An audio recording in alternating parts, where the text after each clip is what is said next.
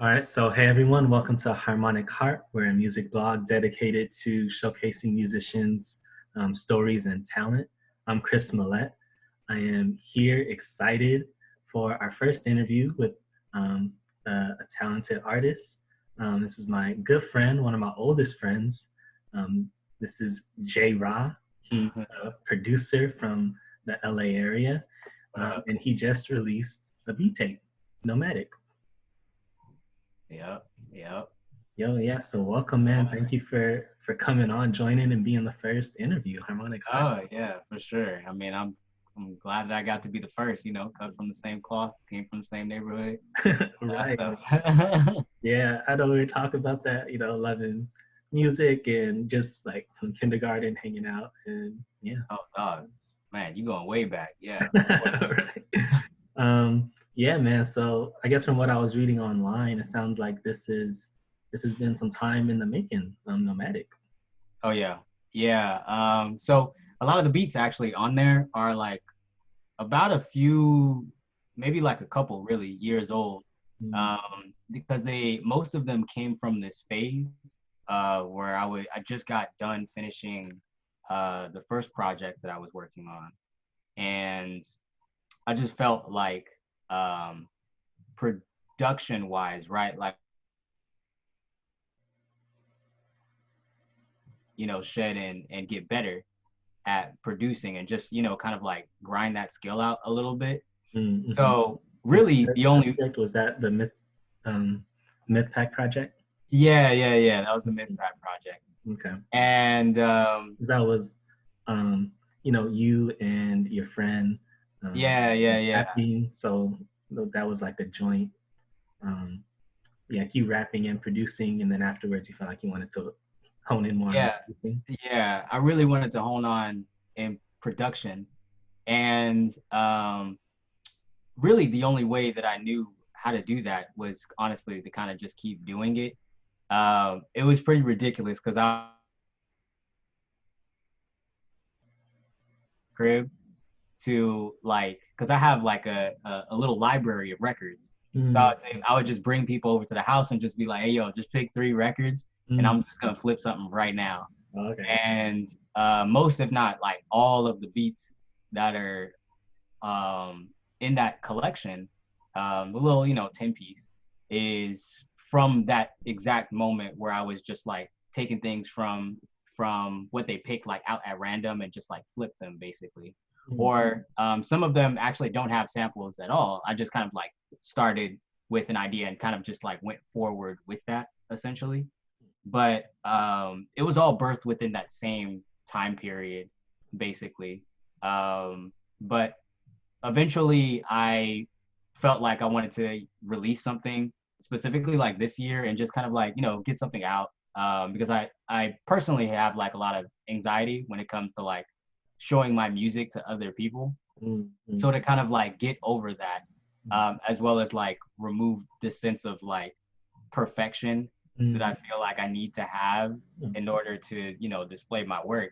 yeah. I was like, okay, well, let me just get something and try to polish it to a point where it's like, okay, well, I feel satisfied with where it is, Mm, and try not to obsess over it. Just like show it to the world and see what they think.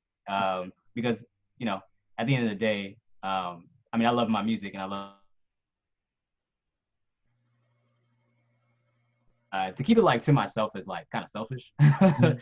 So I was just like, okay, well, here you go. Let's see what happens. You know what I mean? Yeah, sharing it with us, with the world. I Yeah, think later last year you put out like a smaller beat tape, maybe like yeah, yeah, five yeah.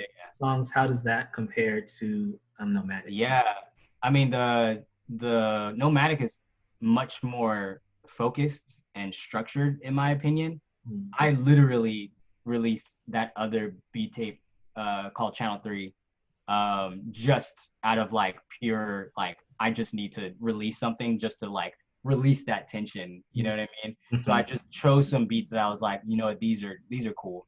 I'm mm. just gonna put them into a package and just throw them out there basically. Okay. Um, it wasn't really it was more of like a way for me to once again like unwork that idea Mhm, of like being attached to like the perfectionism Right. that's like that I, or a standard that I needed to like hit. You know what I mean? Yeah. And more so to kind of like combat that. So I was just like, you know what, let me just release it, and just to kind of like build momentum. You know what I mean? I see. Yeah, definitely. Yeah, Yeah, you mentioned you kind of started these songs, or most of them are from that phase, hmm right after the Mythpack project. You yeah. had friends coming over, and they were kind of just randomly selecting records. Um, I'm curious. Yeah. Well, how come you named it Nomadic? Oh, yeah. I mean, that's a good question. Um, One of the reasons was because I feel like each one of the beats kind of like takes you somewhere. Mm, You know what I mean? Like one of the things I think that's like a strength in my production, even though like a lot of them is like vibey and kind of like chill and whatnot. But I really go for atmospheric. I want to put you in a place as much as I want to just like show you something like musically. Um, and I think Nomadic was like a really good title for me to kind of like bring that out. And the reason how I even stumbled upon Nomadic is this is kind of funny. I did one of the like African like ancestry tests, mm. like with the cotton swab and all that. All right. Okay. There's like they give you like a whole list of Yeah. results, Yeah. Yeah. but one of them is the Fulani tribe. So part of my blood is part of the Fulani tribe, and Fulani, otherwise known as another name for them is the Wodabi. But the Fulani and Wodabi, they're the largest. What region is that from? Oh, they're so funny thing, right? They are the largest nomadic group, Oh, right, within Africa. So like hey. the Wodabi specifically, like they move around. Mm, But some of them like near the Sahara in Nigeria, um, as well as going into like from North to West Africa. mm. But that aspect of nomadicism and kind of just like moving from place to place, it just fit with Mm, like kind of the vibe and right. kind of like going back into my roots. So Mm, it's like a few reasons why I thought like nomadic just mm, fit. mhm. Fun fact, actually, on the track, uh, which one was it? Desert to Oasis. Oh, right. That's probably my favorite. Yeah. Yeah, the like Oh, yeah. And that has like some chanting. African like Yeah, elements in there. Yeah, like yeah, the chanting chanting and and like even like I think some of the patterns that are. exactly like the chanting and the patterns are sampled from Mm. Moldavi, basically. Wow. Um, Oh, that's dope. so yeah, like it's a little bit multi-layered in Mm. how I wanted to, like obviously you're not gonna like pick it up unless like I tell you, you know what I mean? It's like, oh Oh, yeah, yeah, like well, that- you know, right. Yeah. No. um, Yeah. No, that comes through. Well, I have the track list here. And you start with "Come Wander," yeah, taking us into that. That's cool. It's cool, man. Then second, South Bay native. We're from the South Bay, LA, yeah, California. So we're kind of like as a grounding point. That's how I interpreted that as like hmm the start. yeah, Um, echolocation. That's like from what I remember, like vibey. hmm I also thought about like Echo Park. I don't know if that was like yeah, yeah. Echo Park was kind of a vibe. that reminds me of when we went to Echo Park. Yeah. Like just so Dog, that's a story, bro. I don't know if they're ready for that story. they're not ready for that one. Um, let me see. Is this track four? Is that a Shay like that? Like the Yeah, African? Ashe. Yeah, I love Yeah, that. I love that. which Yeah. really like Ashe, Desert to Oasis into oh my God, what is that third track?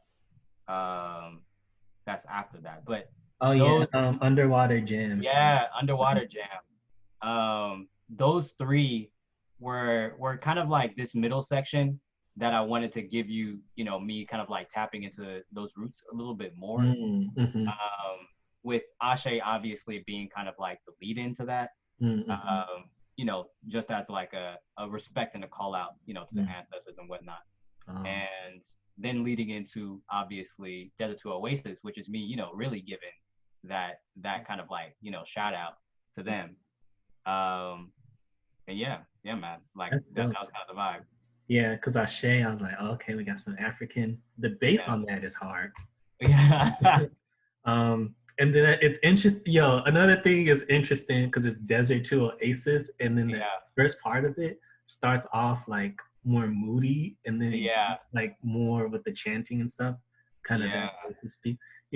Maybe I'm like no. Yeah, I mean that's all of those are exactly what I wanted to like put into it. It's those little details that I added into it that like maybe not on the first listen you would really get, or like I don't know, like it's easy to pass over them, but when I got to Lean on Me the first time, I was like, oh, it set in like, oh, he just took me on a journey. So then I went back and listened.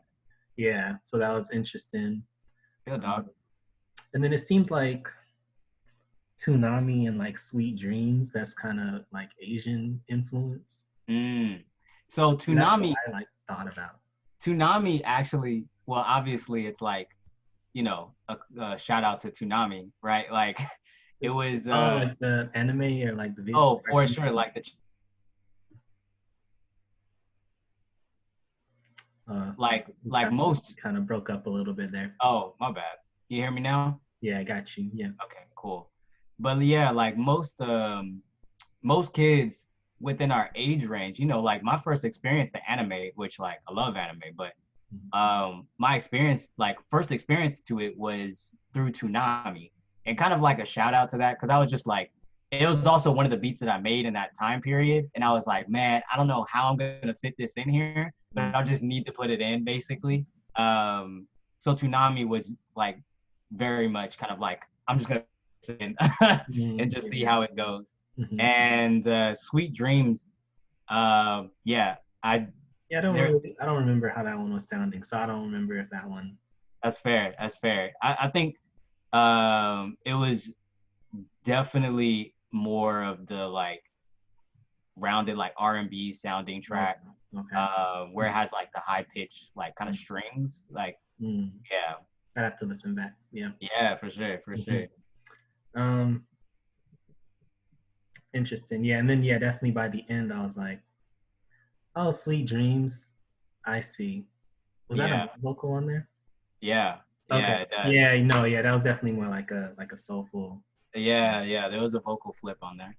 And then definitely like by the end I was like, wow, I felt like it took me on a journey. There were some different vibes, like some more aggressive and then like vibey too. Yeah. Let me see. I think, what do you want people to take away from Nomadic? I don't know. Like, I think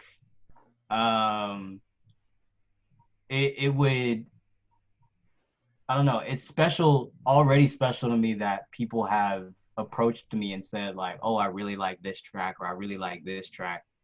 And what's wild is that people are like choosing different tracks, right? Like so far, like I think as far as like people's favorites, like there wasn't just one that was like, oh, this is the favorite, or this was like the one that hit the hardest for them, or like that hit the hardest for everyone. Which I personally like I love that, right? In that like everyone kind of gave me what they felt was like, oh no, this is the one. Oh no, this is the one. You know what I mean? Right.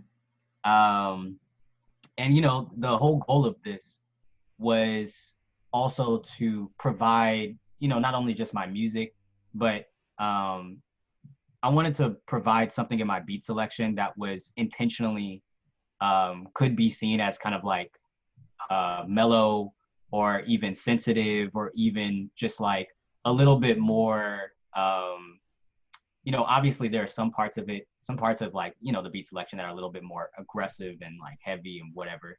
But especially with tracks like Lean on Me and Come Wonder, I think like for me to approach that in such a way that not everything had to like hit hard was important for me to like as an introduction. You know what I mean? Like I don't always have to be like in your face, like blah blah blah, woo woo woo. You know what I mean? Like it was important for me to show that aspect. Not that I can't flip it, and go in the way that I need to. But yeah, I mean, I really for, like, the future? Is that to broaden? Was that to broaden your range, or was that to kind of just open you up to a wider range in the future? For sure, right? Because if I just make, this is no diss to trap beats at all, but if I only made trap beats and I gave you just like an entire beat tape of trap beats, right? That doesn't show what I am capable of doing, and also kind of like who I am and what my sound is and where I want to go, right? Like I do want to emphasize my musicality and I want to grow in that space. And for me to do that, I need to, give you the starting point of where I want to show you of like, okay, well, here's step one. You know what I mean? Right. Here's step one. I don't know what step 2 is going to look like, or step 10, but at least here's step 1. And this is the blueprint basically. Oh, okay. Great. Yeah. Definitely. Yeah. Like at the atmospheric vibes. Yeah. Those were coming through. For sure. Appreciate it. Yeah, man. Yeah, there's a few, I guess I have a few questions and I'm just trying to decide like which direction I want to go with it. Oh man. Yeah, Go for it, and you bro. kind of already touched on this, but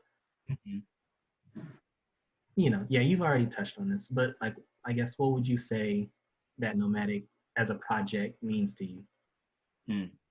Like, and you just mentioned it's an introduction and the step 1, the blueprint for future projects. But yeah, I guess like, is there any? Yeah. For me personally, obviously, it starts off with those things of like it being an introduction and my starting point, the blueprint, right? Like I've already said those things. But beyond that, right? It also is almost like a reminder, right? Like if I ever get a point where I'm like too caught in my own head, it's like a good I forget the term for it, but I can go back to it and be like, oh, okay, hold on, like this is almost like a sounding board, right? Like it's able to I don't know, it's immediate feedback to me that like, oh, okay, no, like this is who I am and this is what I can do, right? Like don't get it twisted to myself. Right. As well as to explore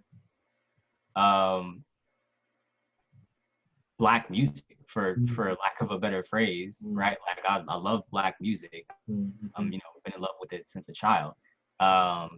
And to really get into that space was important for me, which is why I wanted to, kind of like dibble and dabble into other areas. I know it's just like kind of like your LA beat scene kind of genre, if it were, if you had to put it like within one space, like, but I did wanted to mix up a little bit of the tonality and the texture of each beat so that it explores kind of like Black music to me.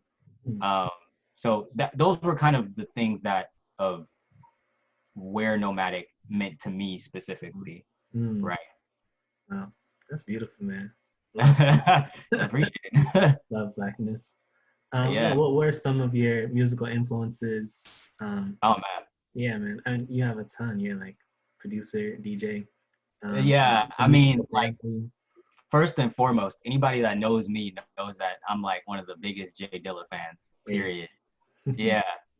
So Dilla is obviously number one, and that's kind of it's low key a played out answer, but like I mean it is what it is, right? Like I grew up at an age where like I was listening to all his stuff in the 2000s, all of his productions with him and Q-Tip. Q-Tip is a big inspiration, and Tribe in general, as well as like De La Soul. Like pretty much everyone that was in Akim and I is a big inspiration for me. Even folks like Russell Elevado, who is a mixer on that project, like that dude, the way he bends sound specifically is just absolutely nuts. But then there's other folks like Ninth Wonder and Madlib, MF Doom, and I think that another obvious one is Flying Lotus as well, right? Those are, I would say, in my kind of like list of immediate influence. Then it kind of like trickles out, you know, at that point of just like people that I like just fuck with heavy, and I'm just like, oh, I like what they do. You know what I mean? Right. Yeah. Yeah. You're a producer and you're also a rapper. I was curious, what is the difference between storytelling through a beat tape and then storytelling through like a rap album? Oh wow, that's a really good question. I think there is a precedence of like it's harder to convey sometimes, right? A structure of a story through music, especially when you're not trying to lean on words, right? But how that can be done can be seen obviously like within classical music, right? Like we both grew up on Disney, and one of like, to me, still one of like the greatest examples of how you can characterize sound, and that's kind of like one of the things that I try to like actively do is in this short film called Peter and the Wolf, right? Which I don't know if you remember it, but there's every character in Peter and the Wolf, like there's like a duck, there's a bird, there's like all of these other animals, but each animal has a different instrument that's tied to like their characterization, right? So when they're all together, you get like the full orchestra. But you know, when like a specific character is like by themselves, you understand like, oh, they're by themselves and they're in peril, or they're by themselves and they're happy, based on like tonality, based on inflection, and just like a whole bunch of different things, and paired that with like the visuals that that Peter and the Wolf provides, right? You get the whole sense of like, oh, okay, here's the story, and here's also the story, you know. But yeah, like soundtracks in general, like movie soundtracks are a big inspiration for me, especially John Williams. His work, I think specifically E.T. is probably in my mind still like one of the greatest soundtracks of all time. Like sometimes I'll watch like E.T. silent, like try to get through the entire movie silent, and I'm just like, it's not the same. It just doesn't have the same impact. There's something about that score that just like blows me away. Yeah, him and Bernard Bernan are who Herman did a lot of the score for Alfred Hitchcock. Those are kind of like what allows me to understand kind of like how you can convey like a story, or at least some narrative or flow, right, within music that's more than just lyrically, right? And I think not that there's much of a difference, but I think the intent has to be a little bit harder on something that doesn't have words, right? Like it's basically the difference between verbal and nonverbal communication, right? Like there's a lot more that you have to interpret in nonverbal communication. So you have to be more animated or clear. Yeah. So do you accomplish that through like the samples you choose, the tempo, the patterns? Oh yeah. I think it definitely, if I'm starting with the sample, it definitely starts with, right? Like the sample tells me exactly how this song is gonna go. it follows me more than I follow it. You know what I mean? Or the other way around. But beyond that, yeah, it's about what instruments am I choosing to use, how fast or slow the song is, where does it fit, kind of like within this like imaginary track list that's on my head. Because sometimes I intentionally like will make a beat to be like, oh well, this feels like it's in the middle, or this feels like it will be at the beginning, right? Like especially once I get closer to the end of like composing it and feeling like, oh okay, well this feels like a beginning to something, right? Like feeling. I produce primarily through feeling, right? So if it feels right, I'll follow that feeling and, you know, just kind of keep going from there. Okay, cool. Yeah, I mean, I enjoy hearing about people's influences. So I'm glad you talked about musical influences and then also the scores too. When I was listening to the project, one thing that was interesting, I thought about, you know, again, we go back. So there was a time we went to Las Vegas, you, me, and Cody, and we saw this like play. Yeah. They didn't use words, and it was just music. Yeah. I don't know if you remember that. It was Ka. It was Cirque du Soleil Ka. Ka, that's what it was. I googled Ka, and it didn't come up, so it was Ka. Yeah. Because so you know, I was like, I don't remember how old we were. We were kids, but I was like, yo, there's no words to this. I'm not paying attention. And then at the end, you and Cody were having a whole conversation about what the story was about and like the whole thing. And I was like, yo, I did not pick up on any of that. Yeah, dog. I mean, it's a lot of like interpretation and like pulling that up. You know what I mean? That's funny. That's so funny. I didn't even think of that. That's because that's like so long ago. Oh my God. Right. But it's just an example of like, you know, we were kids and you were really attuned to the music and the storytelling through the music. So yeah, I thought that was really cool. Bro. Let me see. All right. I'm gonna ask you some just like more technical questions because I do a little, you know, producing or whatever. No, what software do you use? What DAW do you use? Oh man, I use FL Studio. That's my bread and butter pretty much. I try to get a little bit off of it. In that like I'm trying to become a little bit more detached in that workspace. But I still even if I'm like recording on a Zoom mic basically because I have one of those Zoom mics and you're able to record basically tracks and I have a Tascam DP8 I think is what it is to do multi-track on there as well as like an SP404 that I haven't like really dug into. But even when I have like all of these other tools to be able to record to, I still do primarily a lot of my like arranging and mixing in FL Studio. It was the first one that I kind of, well, not necessarily the first one, but the first one that I think that I was able to like really sink my teeth into. And yeah, I just kind of kept going from there pretty much. Yeah. And then, yeah, like how long would you say you've been producing? And I feel like it's as a producer, it could be hard to answer that. Yeah, for sure. Music your whole life and grown up with music. Yeah. So it's like, and just taking in all these influences. Yeah, no, really. I think it's hard to nail that down only because of like at what stage would I consider myself a producer? You know what I mean?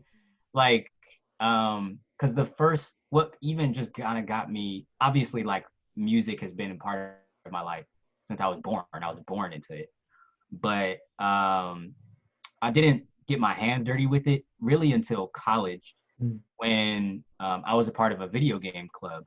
And there was a lot of people that were just like, oh, I don't have music for my video game, or oh, I don't have these sound effects, blah, blah, blah.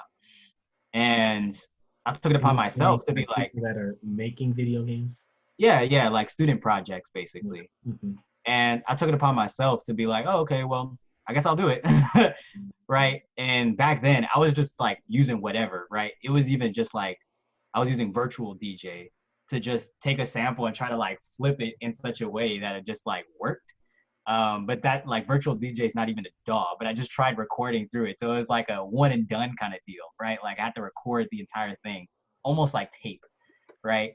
Otherwise it'd be ruined. I can't do it no more. And then eventually I was like, there's got to be a much more efficient way to do this.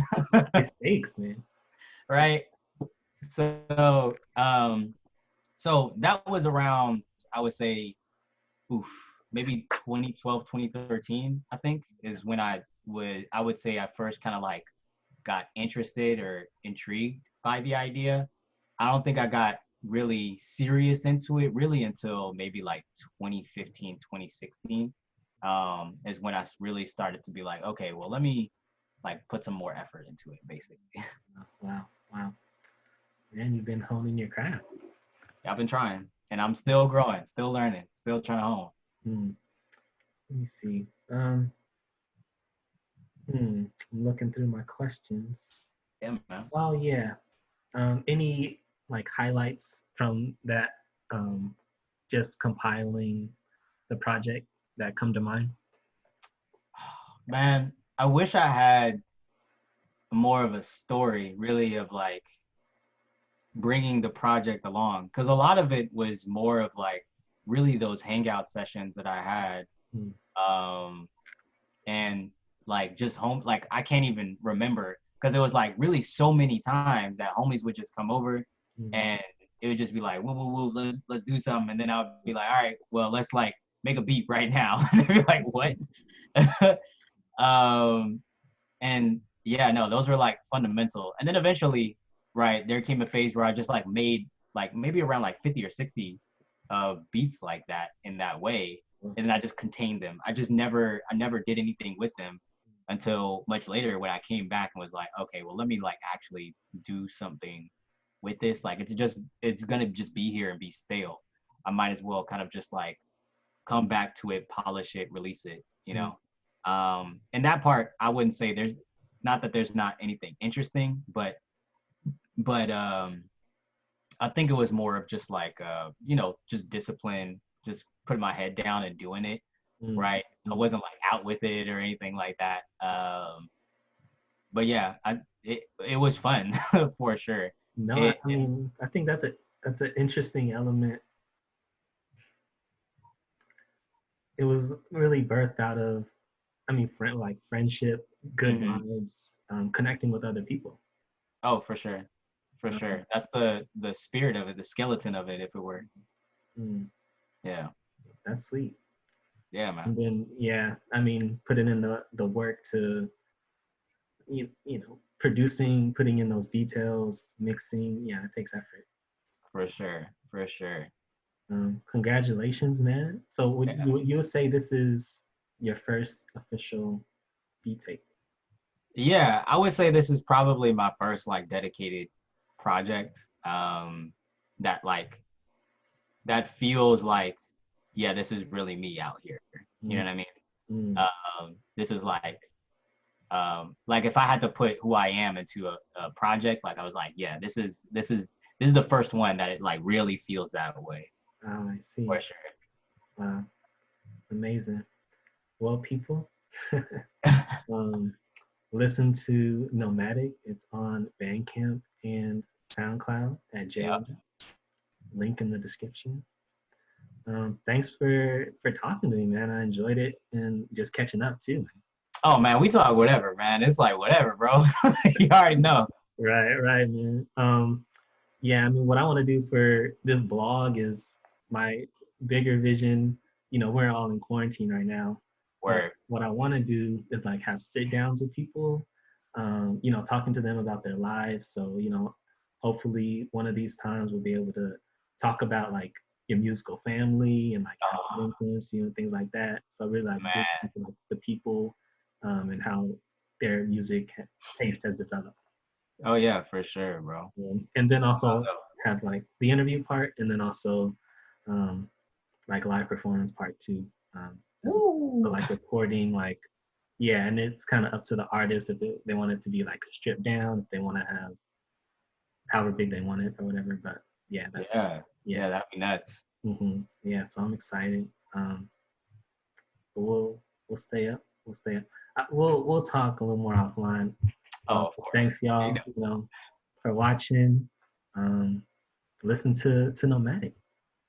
Listen to it for sure.